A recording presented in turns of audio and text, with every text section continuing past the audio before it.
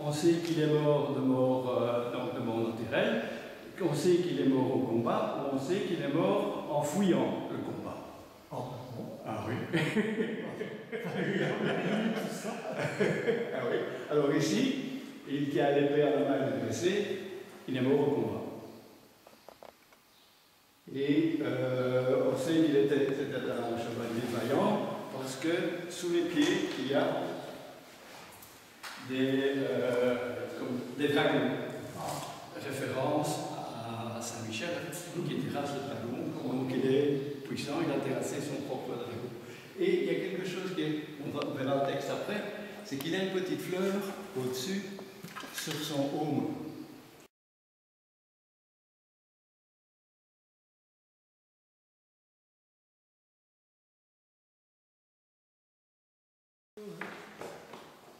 La petite fleur qu'elle a au-dessus. Alors, je me suis dit, et je sais que Jean-Marie... Non, d'après ce que j'ai lu dans ce que Jean-Marie m'a donné, enfin, parce que j'ai reçu les documents de Jean-Marie, ce serait parce qu'il serait mort jeune, dans la force de l'âge. Mais la fleur, oui. Bon, il est mort au combat, ça c'est sûr. Un vaillant, parce qu'il a, mais petite fleur au-dessus. Alors je me suis demandé quelle fleur c'était. Parce que les fleurs ont une symbolique. Quand on offre une rose, ça veut dire ceci, quand on offre un livre, ça veut dire ça. Et ce serait une marguerite. Alors qu'est-ce que c'est que la marguerite? Je ne pense qu'à toi. Alors je me pose la question, et ça, je n'ai pas la réponse évidemment, hein, mais la question que je me suis posée, c'est que probablement, il était probablement fiancé, et que ce serait sa fiancée qui aurait demandé qu'on lui mette cette fleur-là parce qu'elle ne pense qu'à lui. Ou qu'elle s'appelle Marguerite. Ou qu'elle s'appelle peut-être Marguerite aussi, pourquoi pas. Mais ça, c'est plutôt un prénom après la Révolution française. Marguerite, oui. Hein. Oui, on donnait des noms de fleurs après la Révolution française, donc à mon avis, on ne croit pas. Ça ne marche pas, mon listé. Tant pis, pour une prochaine fois. Alors, il y a aussi le petit texte en latin, la traduction est là, donc ça nous permet de savoir qu'il est du XIIIe siècle. Et puis c'est pas si mal dit que ça, hein, parce que chevalier en latin, se dit Milèse. Ça veut dire chevalier. Alors, c'est bien mis, mourut Georges Milèse de Niverlé, donc chevalier de Niverlé. Parce que il faut aussi savoir une chose, les chevaliers, ce n'est pas nécessairement des comtes, des ducs, etc. J'allais dire à peu près n'importe qui pouvait être chevalier. Un duc n'était pas nécessairement chevalier et un chevalier n'était pas nécessairement duc. Chevalier, ça veut dire quand on a été adoubé, armé, chevalier. On devait recevoir le titre par après avoir été chevalier. Chevalier, c'est pas un titre, parce que c'est pas héréditaire. Duc ou comte ou marquis. Après avoir été chevalier. Ah oui, bien sûr, il recevait son titre de son, il héritait son titre de son père ou de son oncle. Peut-être qu'il ne le recevait pas, il restait chevalier. Ah oui. Ben, j'allais dire un manant pouvait devenir chevalier parce qu'il avait été habile au combat ou il avait sauvé la vie de quelqu'un ou quelque chose comme ça. Donc, ça c'est une chose aussi, c'est un chevalier.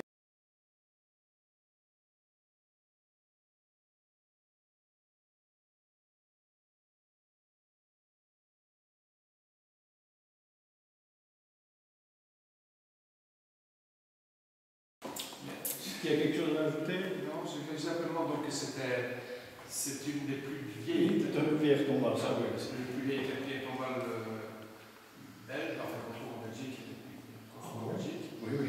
Que je suis en train de me souvenir, parce que je te dis moi, pourquoi il y a 3 lys là? En fait, mais il a déjà là aussi.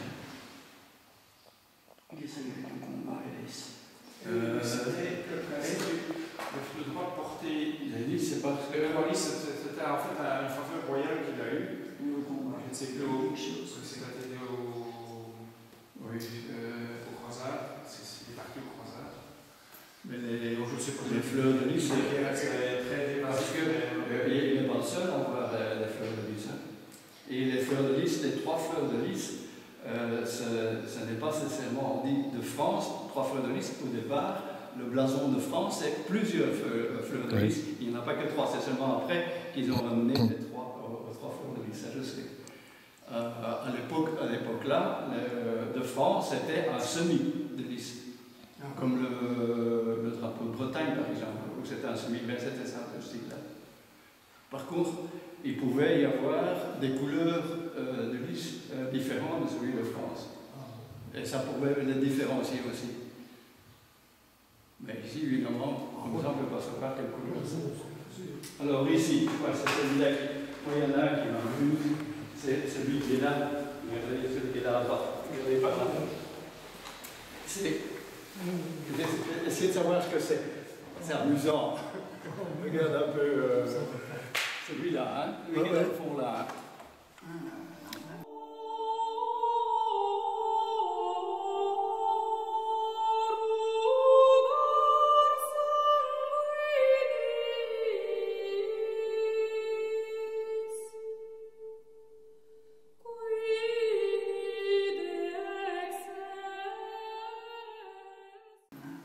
C'est comme des têtes de mort. Oui, des têtes de fantômes. Bah oui, Ouais. 3.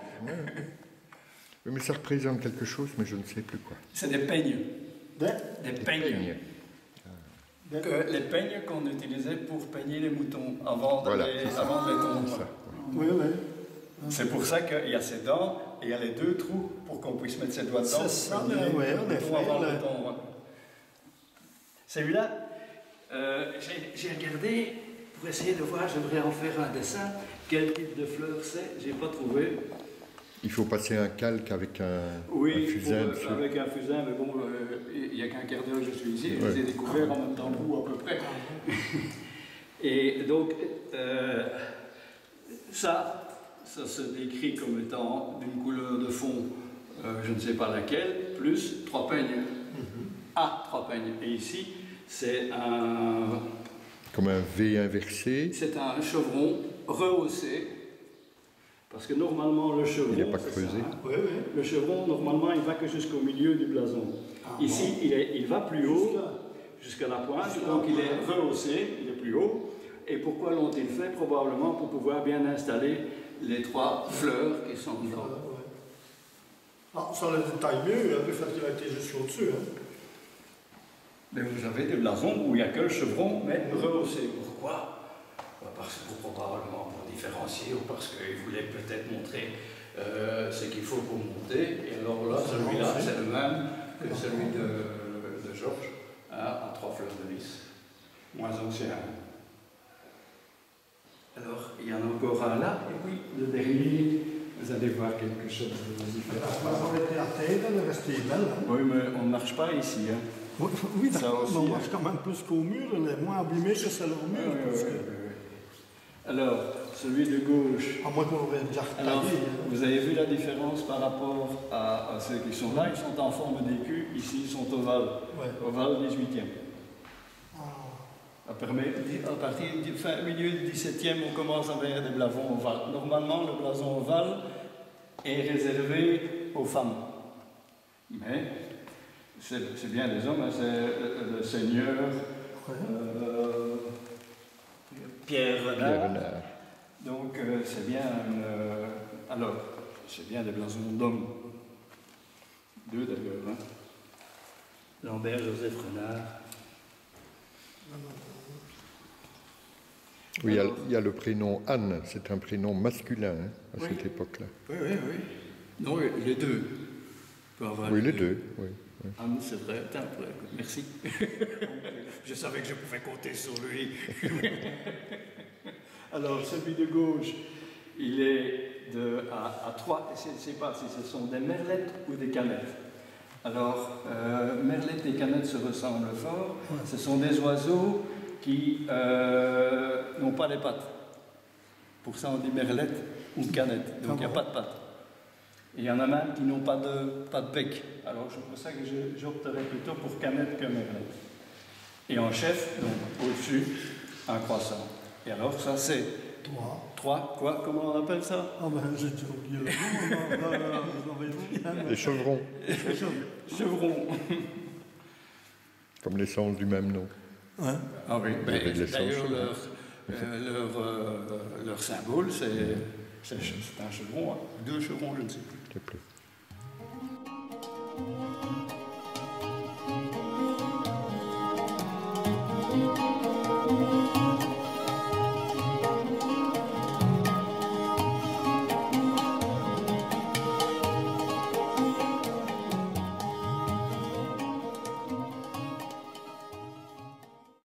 On retrouve encore les 3 fleurs de lys, mais ce blason aussi, celui-là donc en forme de blason réel, celui-là ovale, et celui-ci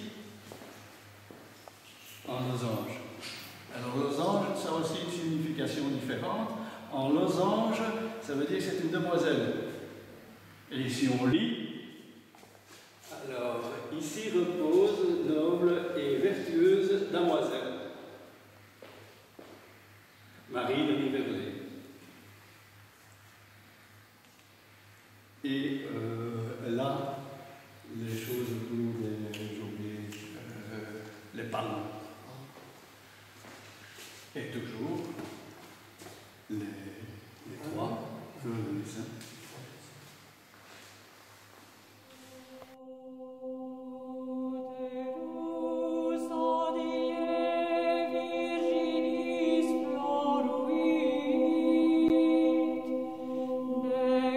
Permanes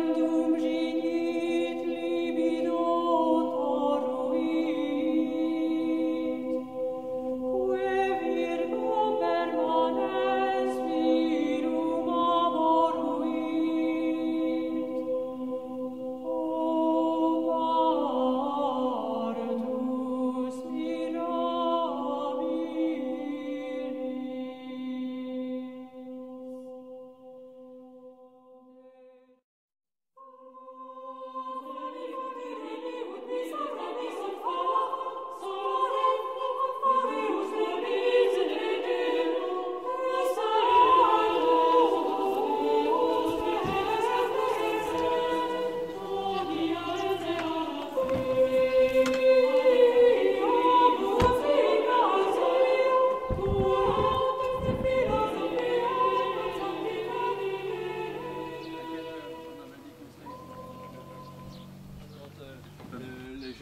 passe et passait devant, il faisait une petite prière pour se demander d'être protégé sur le chemin, les marchands, etc.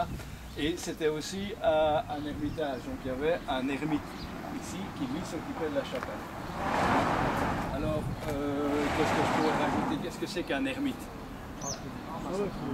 Oui, mais c'est quelqu'un qui vit tout seul, et qui prie. Il doit faire. Non, c'est pas un moine. Il n'est pas encore. Non, il ne sera jamais. Il fait que deux. L'ermite ne fait que deux vœux, le vœu de pauvreté et le vœu de charité. Et il n'est pas cloîtré comme puisqu'il vit seul. Il y a pas. Par contre, ils font partie, les ermites font partie d'une congrégation, ils étaient même surveillés. Hein. Il y avait comment est-ce que je pourrais appeler ça? Un chef ermite qui faisait le tour pour voir si partout ça se passait bien. Dans tous ces ermites faisaient ce qu'il fallait convenablement, donc ils devaient s'occuper de la chapelle. Alors cette chapelle petite est devenue plus grande et il y a un vœu qui a été fait par les habitants de reconstruire la chapelle plus grande s'ils étaient épargnés de la peste. Alors, la peste, déjà, au moins épargnée. Il n'y a pas eu autant de morts que ce qu'ils espéraient. Et ils ont donc reconstruit cette chapelle à ce moment-là. Alors, je parlais tout à l'heure des églises orientées. Une chapelle ne doit pas être orientée. Une chapelle, c'est un coin. Donc on la met sur un coin, il n'y a pas toute la symbolique puisque ce n'est pas un endroit où on fait la messe. C'est dit, on peut la faire. Donc voilà pour le début de la chapelle. Alors, quand est-ce qu'elle a été reconstruite, je vais vous montrer.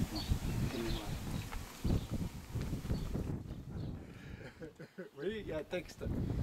Et il y a des lettres plus grandes que les autres. Vous voyez ça? Eh bien, si vous ne tenez compte que de ces lettres majuscules, vous allez trouver un nombre. Et ce nombre, c'est des chiffres romains. Et ce nombre vous donnera la date à laquelle elle a été reconstruite. Elle a été construite. Alors, petit calcul amusant. Alors, on va faire le calcul. T, c'est 500. Le X, c'est 10, donc 510. Le L, c'est 50, donc 560. Le A, c'est 1, donc 561. Le C, c'est 100, donc 661. Le V, c'est 5, 666. Et le M, c'est 1666. Ah, c'est ça que je n'avais pas compris. C'est mis à l'envers. C'est à l'envers. Oui, mais non, mais ça n'a pas d'importance. Ah, ça n'a pas d'importance. Là, ça n'a aucune importance, puisque tu les additionnes au Oui, fur et à c'est ça, mesure. moi, les chronogrammes, je ne comprenais jamais. Parce que je dis, mais ça ne correspond pas au chiffre romain, alors je ne voyais jamais le chiffre. Il n'y a pas d'ordre. Il n'y a pas d'ordre. Les chiffres romains ne doivent pas nécessairement avoir, il suffit que tu les additionnes.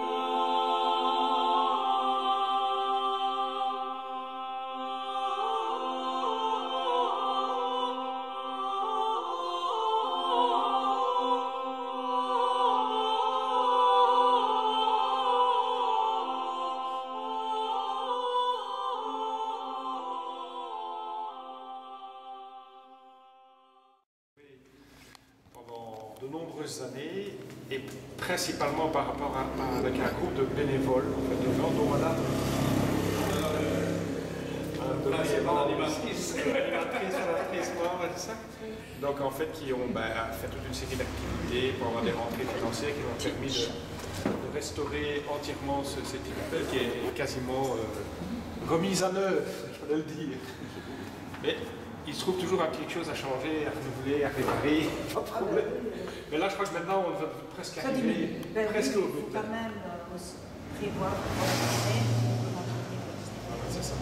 Donc voilà, donc c'est vraiment un travail je dirais de gens qui ont pris en charge et qui ont été avec, bon, en fin de compte, très peu d'aide des communales, entre autres. Les derniers travaux, c'est la porte d'entrée. Voilà. Et l'hôtel.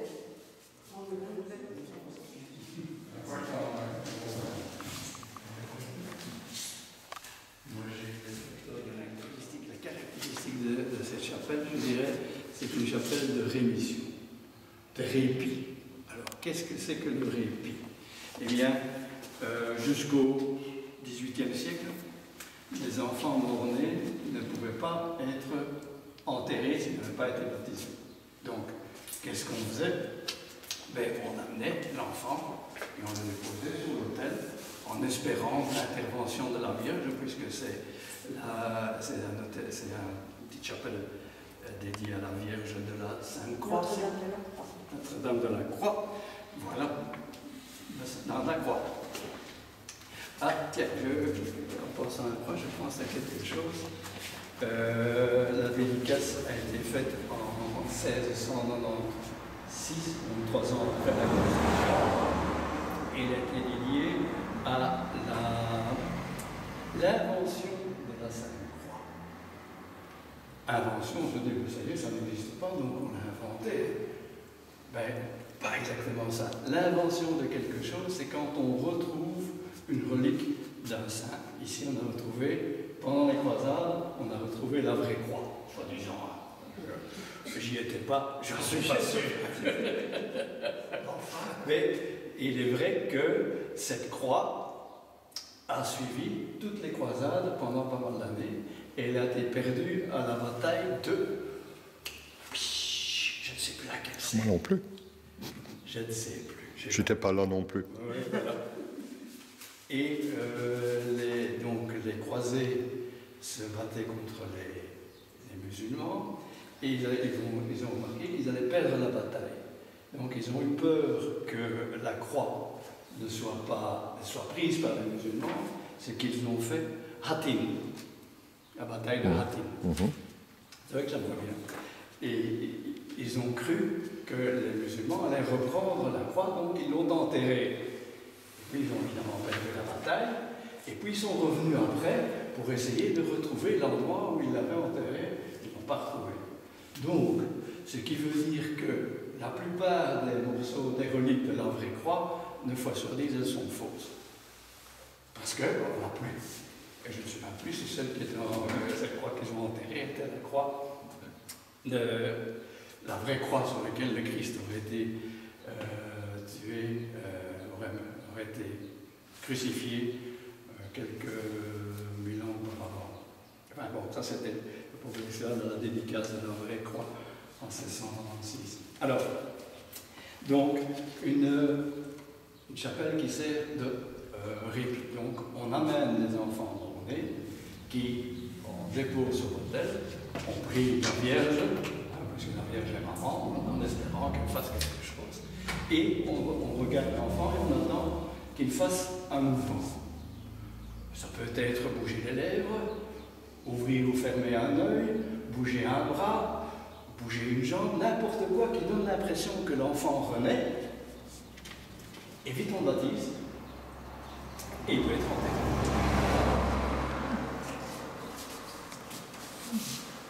Oui, l'enfant est là sur l'autel, on surveille pour voir s'il est baptisé ou pas, s'il est vivant ou pas, on voit un geste qui se passe, hop, on le baptise. Parce que, bon, les gens à l'époque étaient quand même très, très religieux, la religion avait quelque chose d'important, c'était quelque chose de grave de ne pas être baptisé, parce qu'on portait sur soi le péché pendant les et Ève, les premiers hommes et la première femme, le premier homme et la première femme qui ont enfin péché, alors qu'on ne fait que ça. Donc, et cet enfant qui n'était pas baptisé, il devait être enterré n'importe où, enterré avec les déchets de cochon, etc. Il trouvait que ça ne se faisait pas. Ceci dit, la plupart du clergé était contre ces pratiques. Mais ça se faisait vraiment, j'allais dire partout, mais presque. Dans certaines chapelles, dans certaines églises. Celle où il y a eu le plus, tu la connais? Non? Non. Pas très loin d'ici. Ah oui, oui, à Viot, je connais, oui. Oui, oui, oui. Ça, c'était le centre de répit. D'ailleurs, je l'ai eu en main, un livre dans lequel est indiqué le registre dans lequel est indiqué tous les baptêmes d'enfants qu'on a dû emporter et qui ont pu ressusciter grâce à ça. Est-ce que tu sais pourquoi il ressuscitait, entre guillemets? Pourquoi? Oui.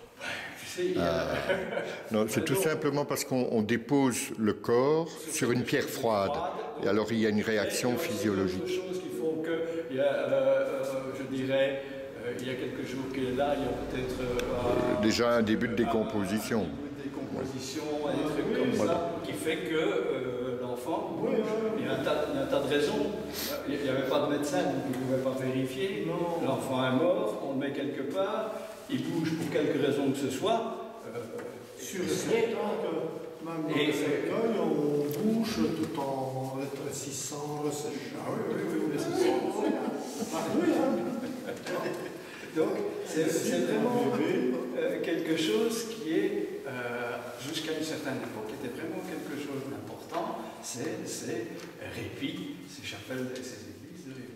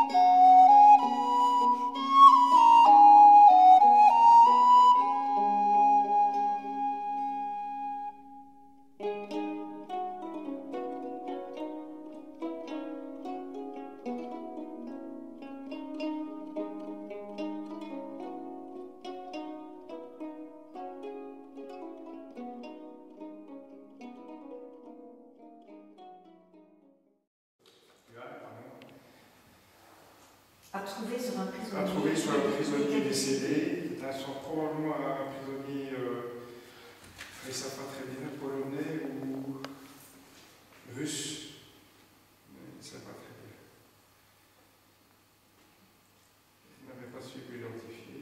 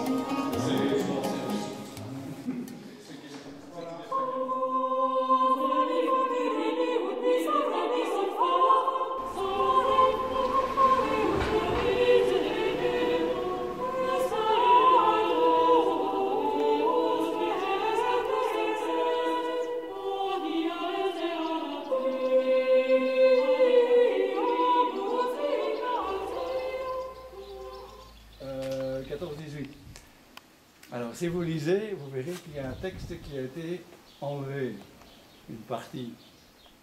Vous voyez? Ah oui, en dessous. Et c'est martyr des rois. Il y a moyen. Pour voir s'ils l'ont enlevé. Ça, Ah, quand vous aurez compris le texte, vous comprendrez pourquoi il a été enlevé. Des ombres, non? Non. Des ombres? Non. On ne sait pas. Des hordes, oui. Ordre.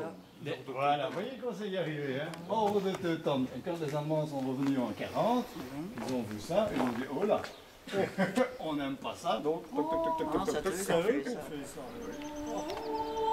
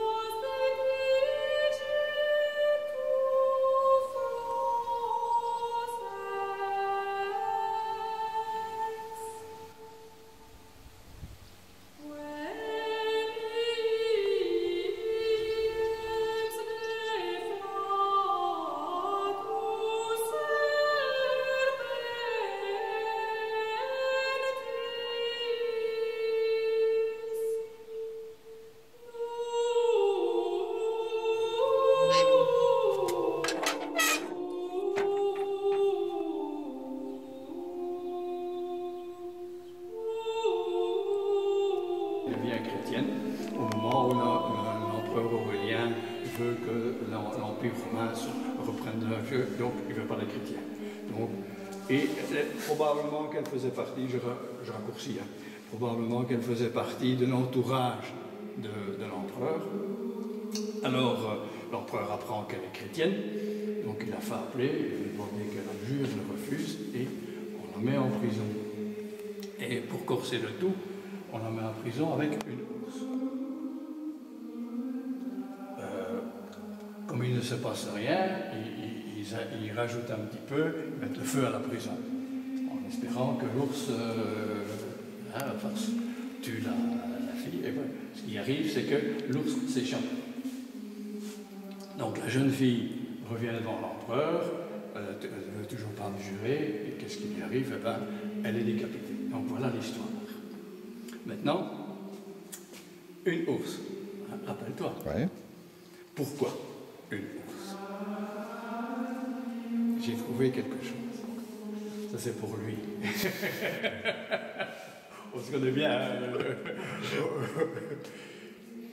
Je crois l'avoir lu quelque part aussi, mais je ne sais plus exactement quoi. Ben non. Parce que ça ne pouvait pas être un mâle pour une raison quelconque, mais je ne sais plus laquelle. Non, Non, bien, c'est pas ça. j'ai un ami qui habite, oui.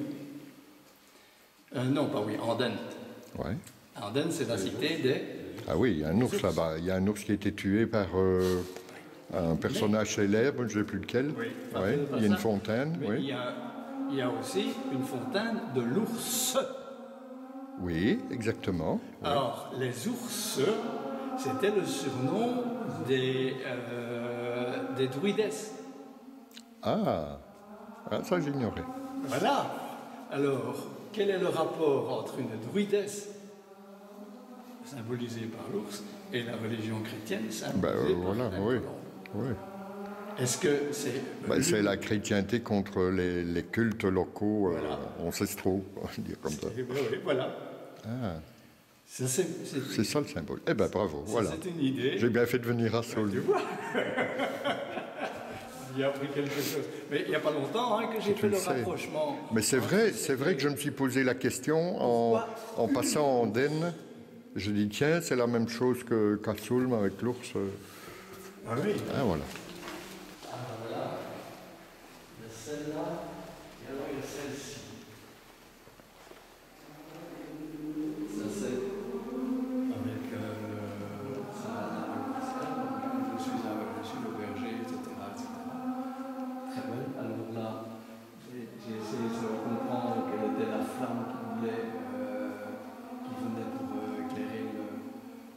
Chris. Alors ici, c'est...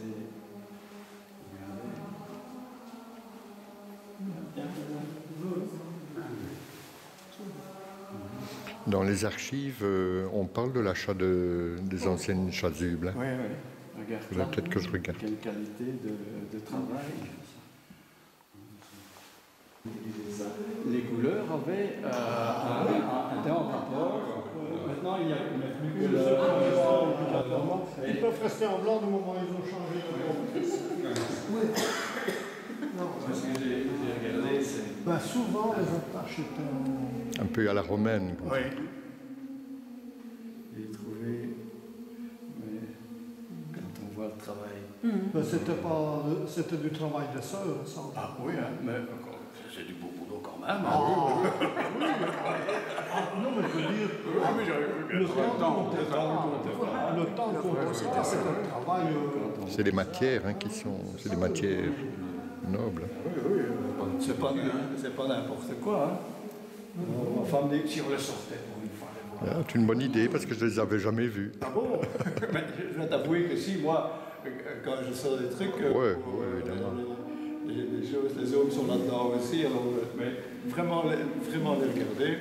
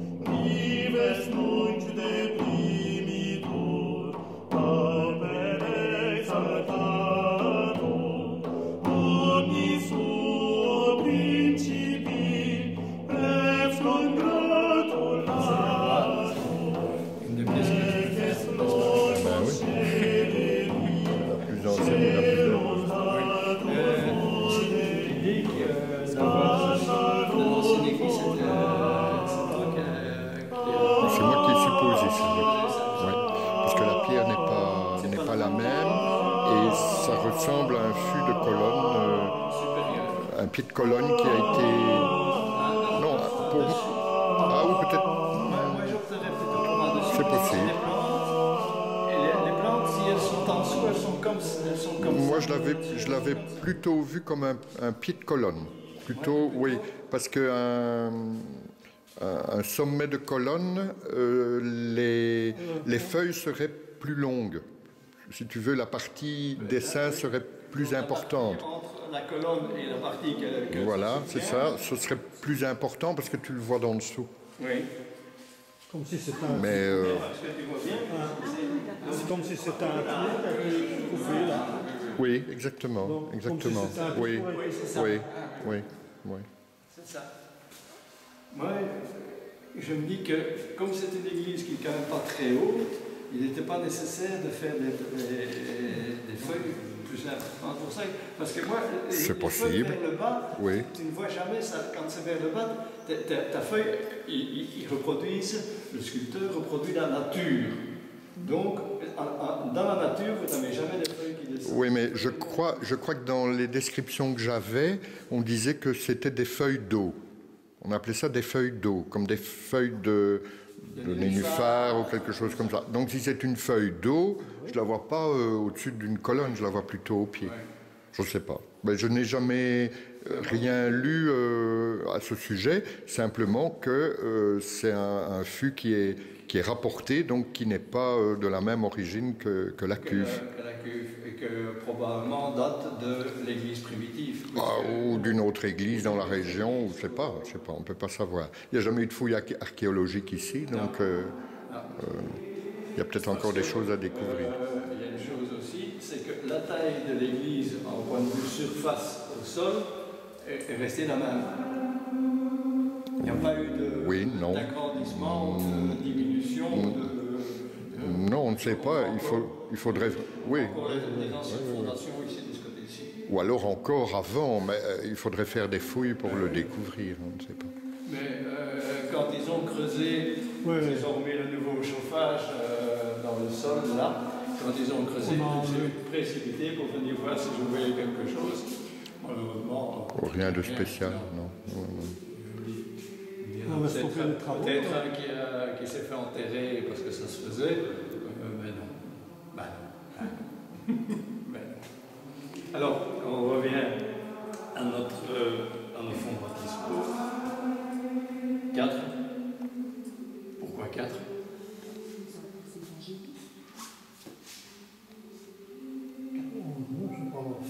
C'est pas des figures, c'est plutôt des figures d'animaux. Non? Non, Non. Dans les barbes. 4. Évangéliste. Ben oui, évidemment. 4 évangélistes. Ben oui. Ben oui, je ne vais pas vous faire l'affront de vous demander de les citer. Alors, il y a une chose, je ne sais pas, dis ton avis, 13e, 14e? Début 13e, je crois. Début 13e, Oui. Oui. dans les croisades. Oui. Ah oui, puisque les croisades se terminent le dernier grand maître des temples, c'est 1314. Donc les croisades se terminent en 1290, je ne sais plus combien. Enfin voilà, donc des têtes un peu caractéristiques. Et vous font penser, moi, c'est mon avis, à des sémites, donc. Non? Un peu? Non? Moi, c'est mon avis. C'était déjà les musulmans de l'époque. Oui, ben non, c'est. Non. Si c'est 4 évangélistes, c'est 4 sémites qui sont. Oui, mais je parle du style. Je parle du style. Je parle pas. Oui, d'accord. Je parle pas des personnages en eux-mêmes. Donc, les yeux en amande, assez grands, qui est logique pour l'époque.